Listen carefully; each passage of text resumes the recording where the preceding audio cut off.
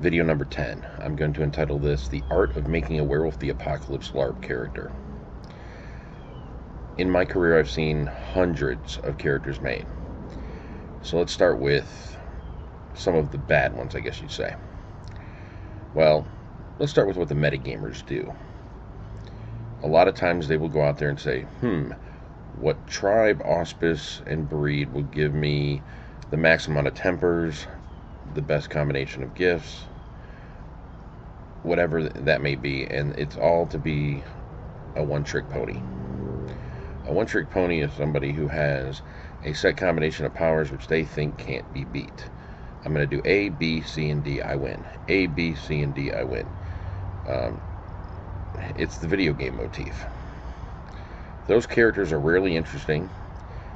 They're rarely something that people want to actually play with.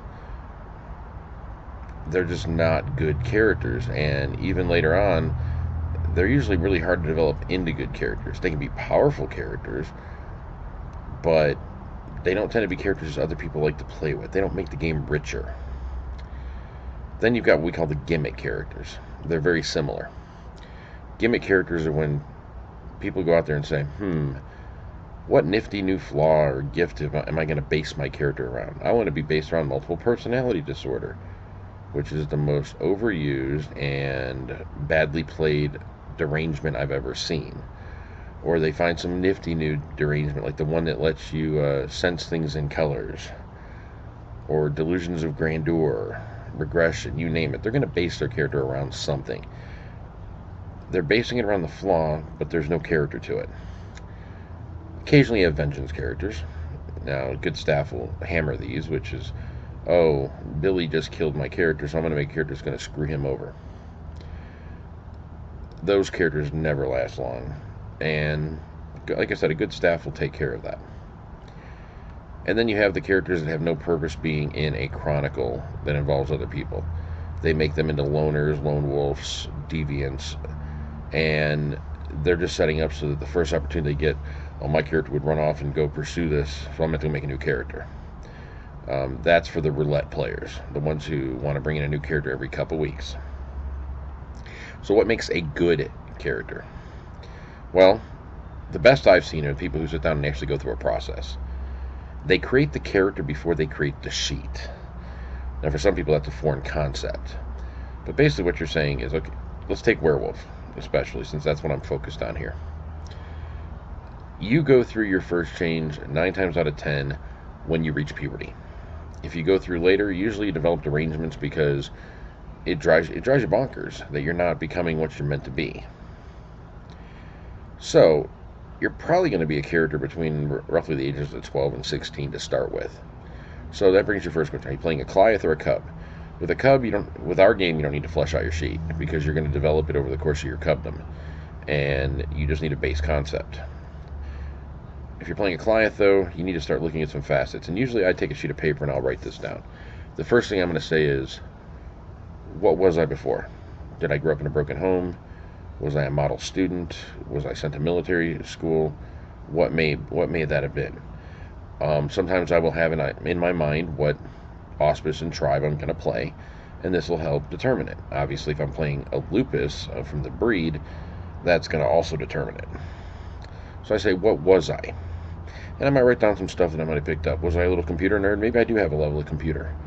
And some people think, oh, I'm going to take 5 levels of computer. Kids understand computers fairly well, but not every kid is going to be that one genius that floats around in the world that, oh, well, NASA just got hacked by a 14-year-old. One level is a lot for them, and most people don't quite get that. They want to come in with uber characters from the get-go. There's no room for improvement. You don't become a character that people can see grow and therefore find interesting. They figure everything out about you and they're done with you. So then you got to ask yourself, okay, I'm a Goliath. What was my rite of passage like? And what did I become from that? And that leads to, why am I coming to this sept? Why am I going to be part of this game and this chronicle? And, am I going to follow this cairn? And that'll start to develop some of your skills, possibly even your gifts and so on. And what are my future goals? Where does my character see themselves? You know, is my character taking offense to the fact that I come from a tribe where my family protected the wolves and they got wiped out, by poachers? So am I gonna, and then your sheet will start to write itself. Oh, I've already figured out I've got computer ability. My father took me hunting and tracking, so I'm going to take abilities that are going to base off of that. I know that my father was, he was all about my physical regimen, so my physicals are going to be my primary. I might be playing a theurge, but I'm going to play physicals as my primary because that's how my father trained me. Because perhaps he didn't understand the auspices, and he was just training me to be the best I could be. And if he only knows physical, maybe he wasn't the brightest man in the world. You got to look at that. You got to figure out who those people are, where you come from. Then I look at what my rite of passage was like. That might determine, did my rite of passage include vampires? Maybe I've studied after that, and I've learned enough that I'm going to take vampire lore level 1. So I'm going to know a little bit when I run into those leeches out there. Or, my Fianna, then it involved fairies. Well, I take, fairy lore level 1. Your sheet starts to write itself. You'll see other things pop up. Were my friends killed by poachers? Do I take hatred poachers? Do I have a driving goal? Am I bringing somebody along? Did my family get killed and I've got my little brother to take care of? Do I have a ward? Am I one of those people that I was taught that, you protect your territory at all costs? I'm going to be territorial. Is there something in my history that makes me have a band transformation or a force transformation? All of this stuff will write itself because you've developed your character rather than your sheet. Your sheet should be the physical manifestation of the character you have developed. Those are the characters that seem to become the most interesting, the most well-rounded, and the most integral to having true fun at the LARPs. These are the people that will constantly be learning the role-playing nominations. Why?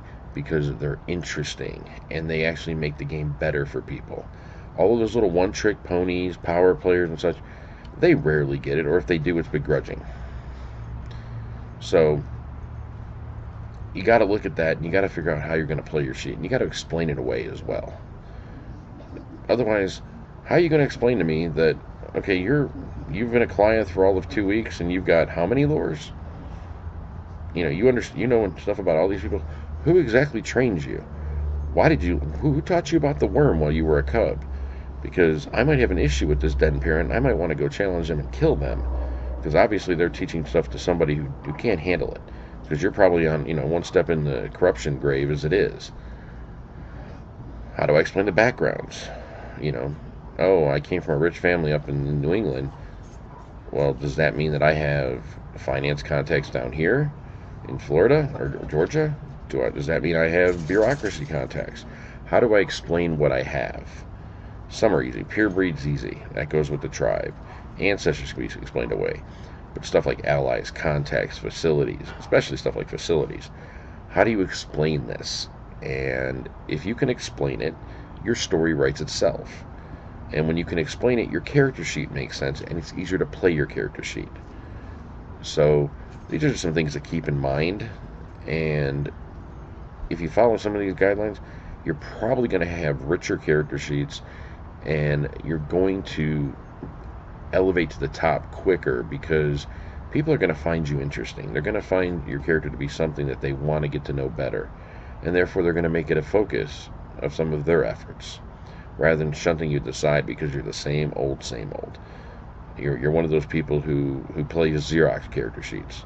Every character is functionally the same. Could have a different tribe and an auspice, but it's the same freaking character because the player doesn't have any kind of range for the role-playing. So that'll sum it up. Any comments, I welcome. Disagreements, I welcome. You name it, I welcome. So hopefully we'll see some response to this. Take it easy.